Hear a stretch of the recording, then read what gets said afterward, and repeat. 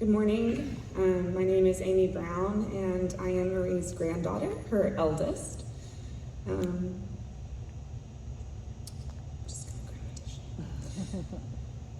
going to be speaking largely extemporaneously this morning, so please excuse me if I forget anything, but I would like to share with you some memories that I have of my Mimi and her life and how much she meant to me.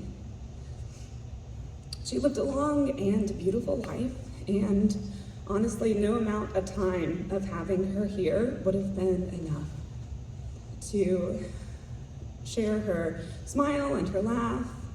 She was always such a wonderful listener, such a wonderful grandmother, both when I was a child and then when I became an adult and was able to visit her in her MidTowne assisted living apartment.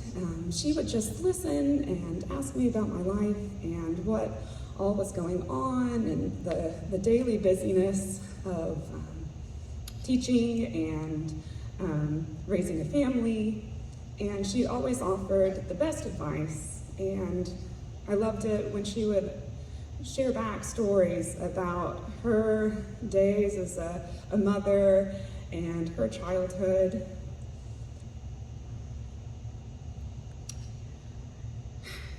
I remember when I was a child, growing up and going over to visit her and Pawpaw. They were inseparable, and really my memories are intertwined. You can't have one without the other. So I know that she is overjoyed to be reunited in heaven with him again. I think the last few years for her have been very difficult. Being apart from the love of her life. And while she had her struggles, she never failed to trust in God and to wait patiently for that day of glory.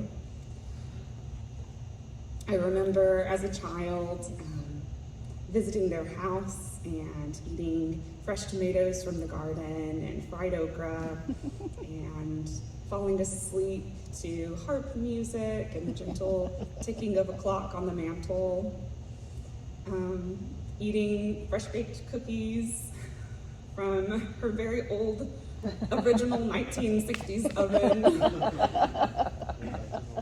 going to the library and discovering all of the worlds that the children's book section had to offer, swinging on rope swings from the trees in the backyard. I will always have these memories, and for them I am very, very grateful. I'm also grateful that my grandmother was able to meet her great-grandson, my Bennett.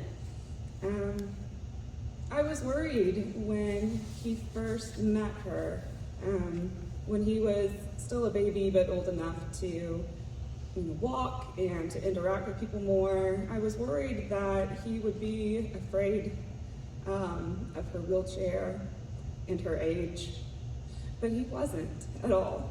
And I am so blessed to have seen as much love between Bennett and Mimi as I remembered from my childhood and my Mimi. He would often go with my mother, Becky, to visit Mimi at MidTowne, and he would eat oranges and would go up to Mimi and rest his head on her knee, and they loved each other, and that was so sweet to see, and I am so thankful that they had that time together as well.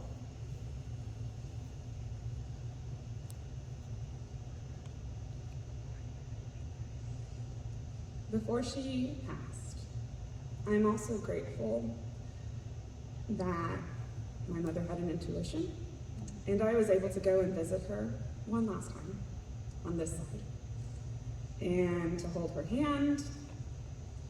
And she was aware. She was able to open her deep blue eyes and recognize me.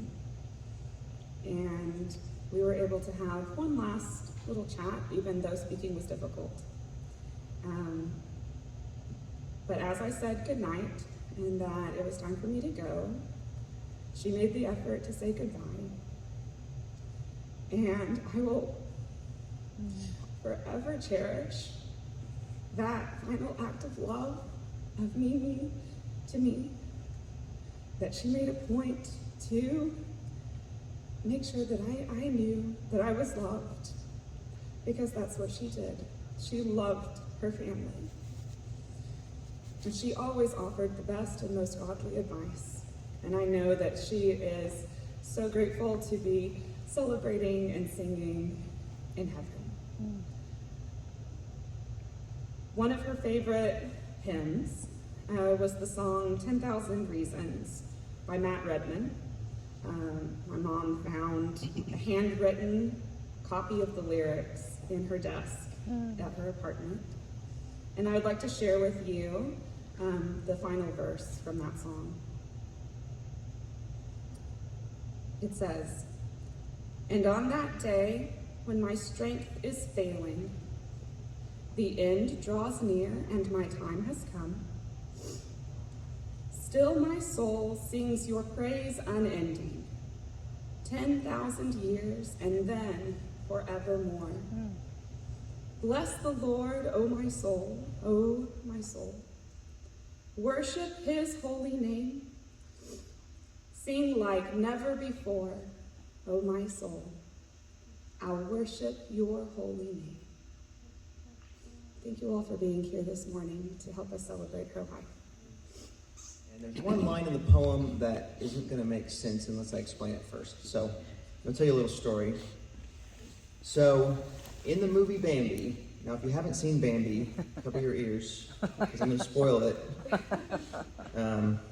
So in the movie, Bambi's mom dies, but I had seen this movie quite a few times, and I didn't know that Bambi's mom died until high school, which is kind of strange to see the movie that many times and not know that.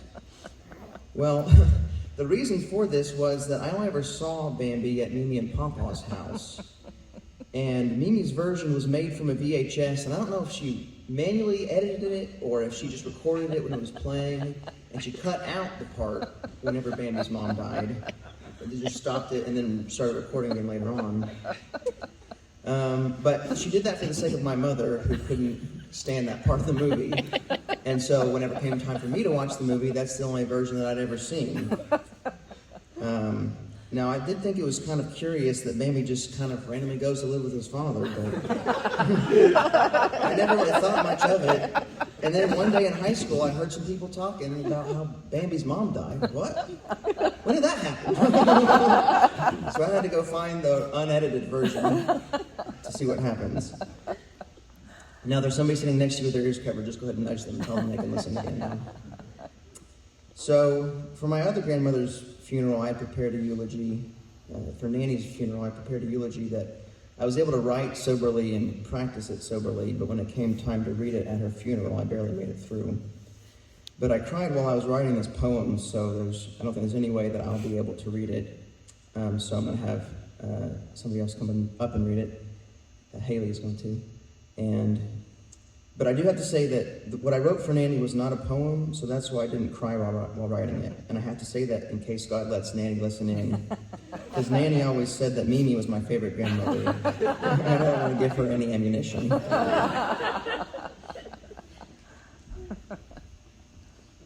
She said she loved Mimi more than me. Because anytime Mimi would come, she'd go, Mimi. Thank you all so much for being here. This is a poem for Mimi by Andrew.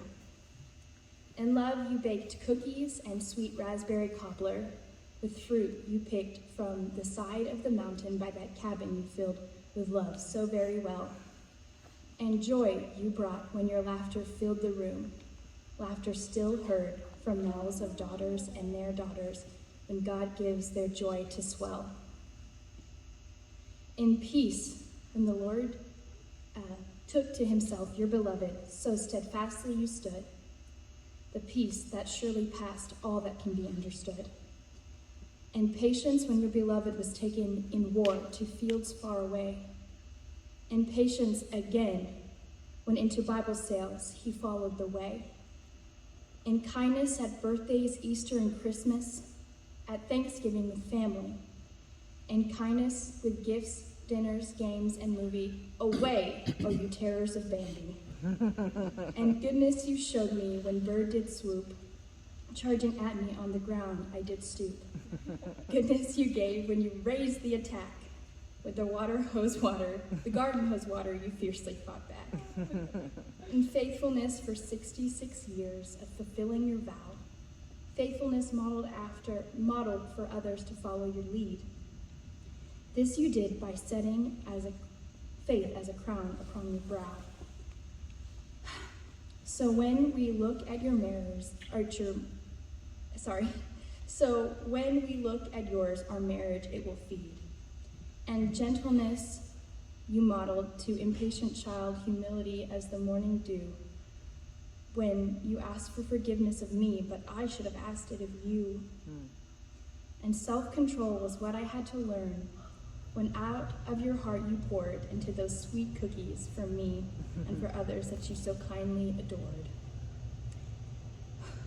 In sorrow I mourn for you, sweet Mimi. Sorry.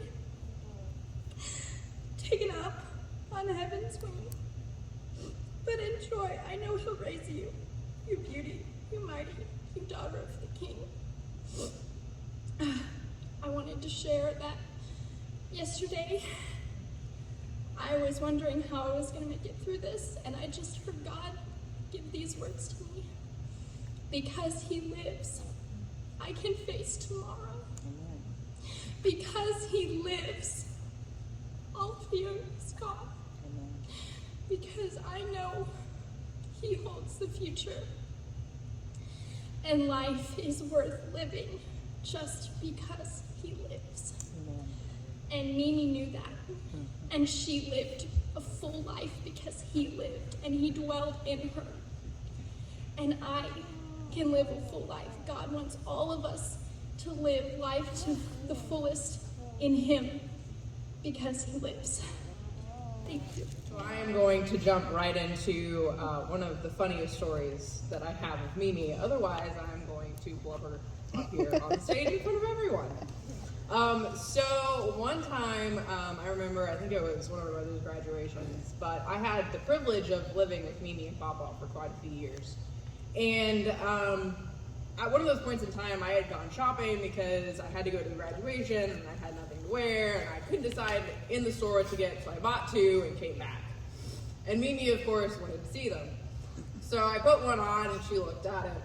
And then I put the other one on and the other one had like an opening in the back and she told me to spin around. And nothing to this day will quite suppress my shock when I heard my 80-year-old grandmother turn and look at me and go, "Ooh, sexy." I'm sorry, what? Did I just hallucinate? Did that actually happen? One of the other stories that I like to remember of Mimi is obviously her cooking was renowned. She passed that to not only her granddaughters, her daughters, but also her grandsons, who cooked quite a bit as well, which I feel like she would be very tickled about, and was. But after one meal, me and one of my friends had overeaten and indulged way too much, and we were sitting there bemoaning the fact that we would have to roll to our bedrooms at the end of the night. And Mimi is sitting at the countertop, and she has her glasses down over her nose, and she just kind of looks up and she goes, "You know there's ice cream in there." The last story that I have that I thought of was actually my last conversation with Mimi. And in it, I talked to her about the fact that me and my brother and a couple of the rest of us had gotten fake tattoos that we were going to put on, and that I was looking forward to seeing the reactions of the people that we had put them on, because my mom wasn't expecting it, neither was anyone else. And Mimi sitting there in her chair, and she laughs for a good 5 minutes. And then she goes, "Make sure you bring the smelling salts." All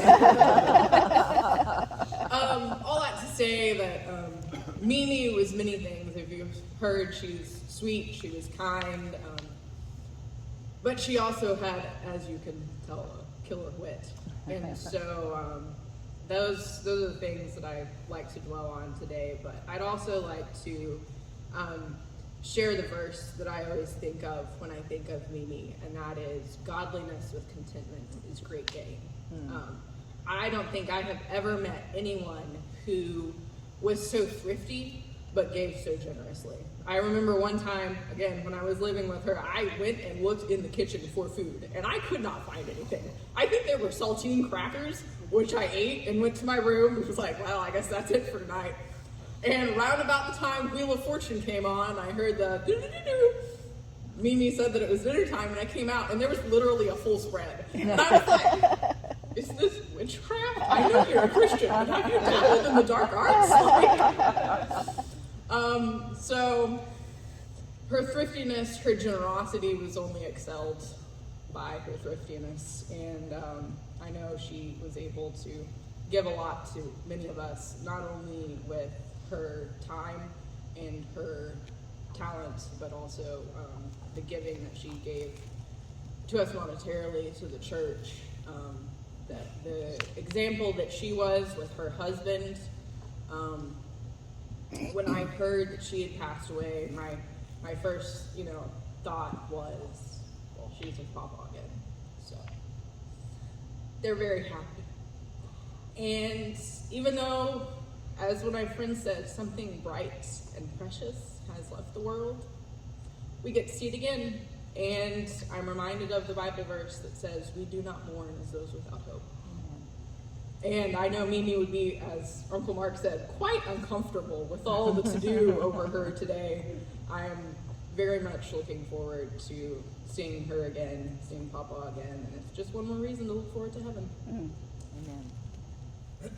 Well, I think everyone has really said what needs to be said before me, but I'll try anyway. As I was thinking back over Mimi's lifetime and my experience with her, I've been often asked the question, what's your favorite memory of Mimi? And I had to think, because I didn't really give anyone an answer. And I was like, I don't know. Thinking about it. And I was thinking about it, and I was like, well, I don't have a favorite memory, because they're all my favorite. And Mimi was one of those people that you could be around for an infinite amount of time. It would never get old. Her company was always there to comfort you. And she did have a good wit about her. And I think one of my things with Mimi was joking around a lot, because Mimi did that with me a lot, even if no one else saw it. She always had a joke to tell around me, and we always laughed quite a bit.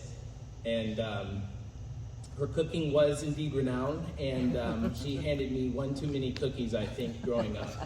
But she always had more to give.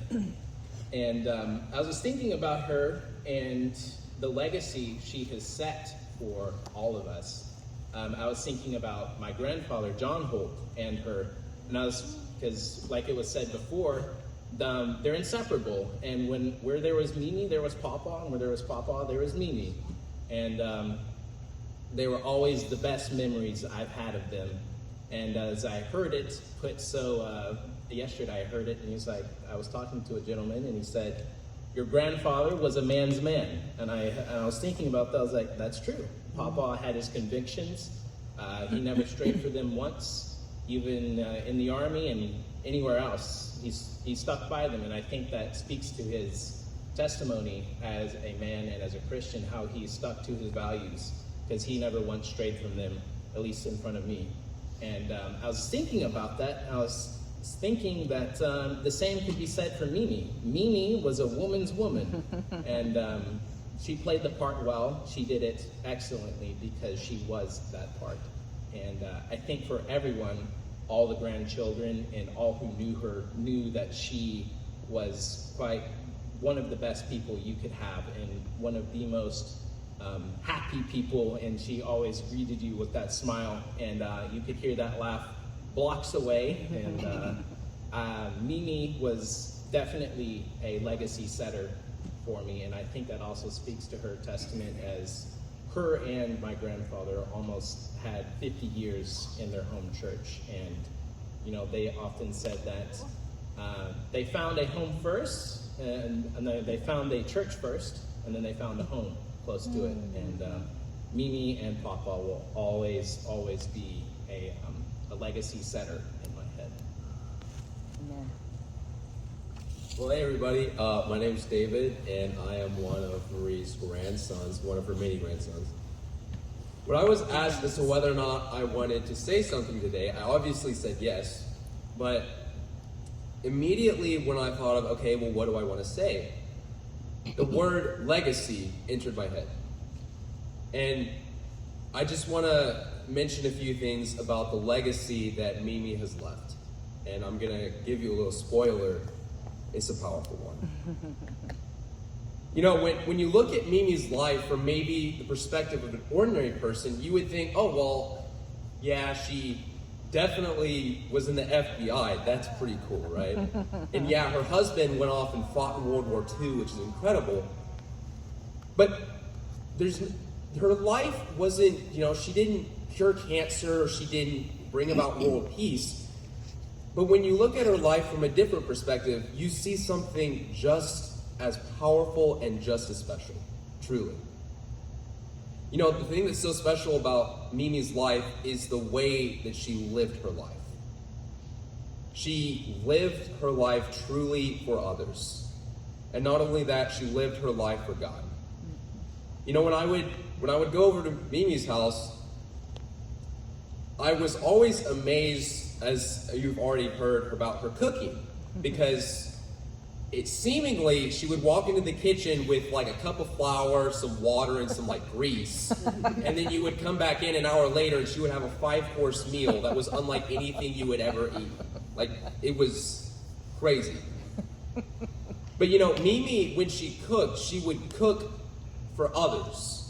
And I think that's indicative of something very special, in that she served others. Every time I saw Mimi, she would always, and when I say always, I mean always, she would always have this smile on her face, and she would always tell me, David, I'm so glad to see you, or David, I love you. And that indicates to me that she had a love and a kindness that are very hard to find today. I think it's so amazing how she lived her life. Because you see, Mimi truly lived her life for others. She served others. Matthew 24:11 says, the greatest among you shall be your servant. And Mimi was a servant to all. She served always. She served with an unconditional love that her Savior first showed her, and then she emulated toward everyone in her life. And I think if you knew Mimi, you would agree with that wholeheartedly.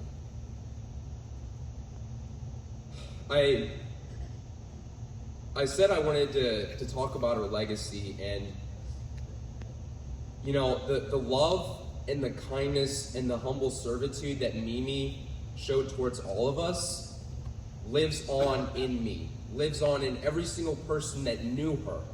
And because of that love and that kindness and that humble servitude will live on not only through me, but my children, their children, and their children's children. The love and the legacy that she gave will live on for generations. And I don't know about you, but I would dare to postulate, I would dare to say that is a legacy. That is something that will be remembered for untold generations. Even when my great-great-great-grandchild feels, hopefully, love, that will be because Mimi showed love towards me when I didn't deserve it. Mimi was kind to me when I didn't deserve it. And Mimi served me, just like Jesus did his disciples. I think Mimi has left a legacy that is unlike any other. She served and she loved unconditionally. She was unlike any woman you would probably meet. She always had a smile on her face, and she was always so happy. And we all mourn her loss, but we also rejoice because we know where she is and we know how she lived her life. This is a celebration of life. And one of the ways that we can rejoice and be happy is by continuing her legacy, by showing love to other people that don't deserve it, just like Mimi did to us, by serving like Mimi did. Because while Mimi wasn't perfect, and yeah, she had her hang-ups and all that, she lived her life for God, and she lived her life for Jesus, and she lived her life for others. And if that legacy continues on in our life, the world's going to be a pretty good place. Thank you.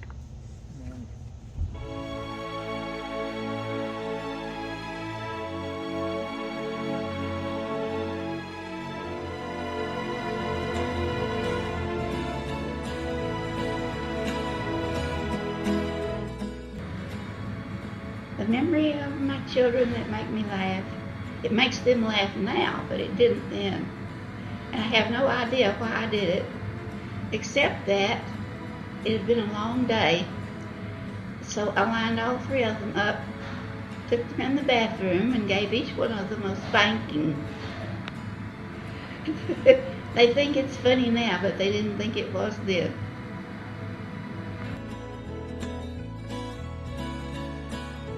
I love about being a mom. Well, I love my daughters. I have 3 daughters. Wouldn't trade them for the world. Love all of them. Have had some wonderful times together. In spite of the bathroom episode.